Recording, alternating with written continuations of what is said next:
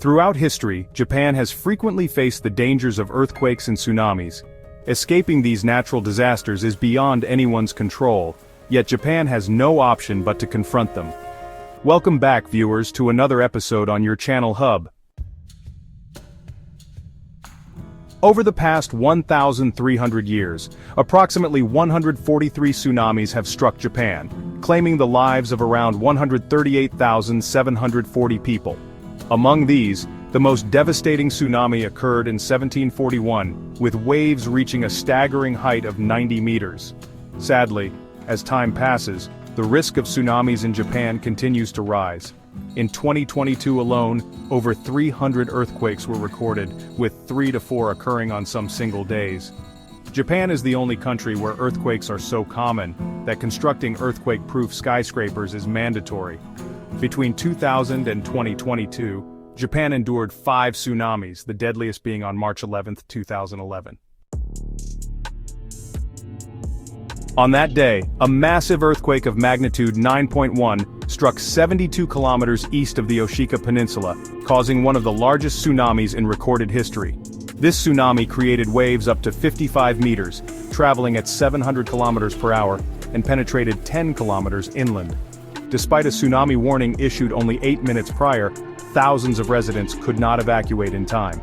The disaster displaced 228,000 people and took 15,000 lives. It also caused the Fukushima Daiichi nuclear plant to fail, leading to a dangerous nuclear disaster. The total damage amounted to $235 billion, making it the costliest disaster in history. Why is Japan so prone to tsunamis? The primary reason is its geographic location. This region of the Pacific Ocean, known as the Ring of Fire, accounts for 90% of the world's earthquakes, volcanic eruptions, and tsunamis. The area is surrounded by tectonic plates, and Japan lies right on this belt.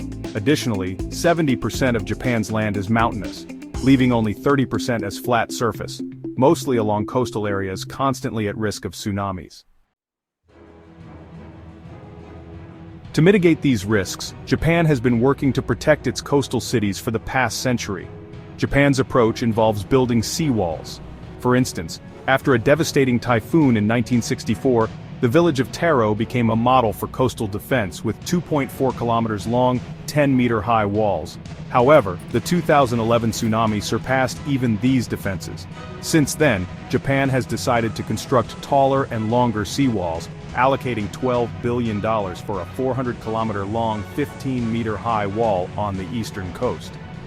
These new walls are anchored 25 meters into the ground and designed with curved structures to deflect waves back, reducing their force. Japan has also created underwater breakwaters near hotspots to absorb wave pressure before it reaches the coast. Additionally, tsunami mitigation parks with dense tree barriers are planned to reduce wave impact and stop debris from being carried inland. Despite these efforts, Japan acknowledges that these measures are not permanent solutions. Global warming is causing sea levels to rise, storms to intensify, and earthquakes to become more frequent. Japan's massive investment in seawalls is aimed at buying time for its citizens to evacuate during disasters. Japan's dedication to engineering solutions and resilience against natural calamities is commendable.